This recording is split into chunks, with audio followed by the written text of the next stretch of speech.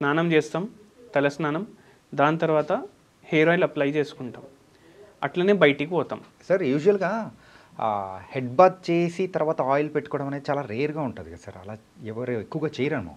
చాలామంది చేస్తారు. మీరు ఇప్పుడు బై ఛాన్స్ ఏమైనా పబ్లిక్ ట్రాన్స్పోర్ట్ వాడుతున్నారు, మీరు మెట్రోలో ఇక్కడి నుంచి ఉప్పల్కి పోతున్నారు అనుకోండి, మీరు మీ కోచ్లోనే చూడండి ఎంతమంది హెయిర్ ఆయిల్ అప్లై చేసుకొని ఉన్నారనేసి. చాలామంది ఉంటారు, almost more than 70%. And ladies కూడా హెయిర్ ఆయిల్ అప్లై చేసి బయటికి వెళ్తారు చాలా లేడీస్. అయితే ఏమవుతుందంటే ఇంతకుముందు పొల్యూటెంట్స్ ఇవన్నీ లేకుండే, ఇప్పుడు మనం బయటికి పోతే ఆయిల్ ఉంది స్కాల్ప్కి, అయితే ఏమవుతుంది, డస్ట్ అంటుతుంది. డస్ట్ అంటేసి అట్లనే ఉంటుంది. ఎందుకు ఉంటుంది?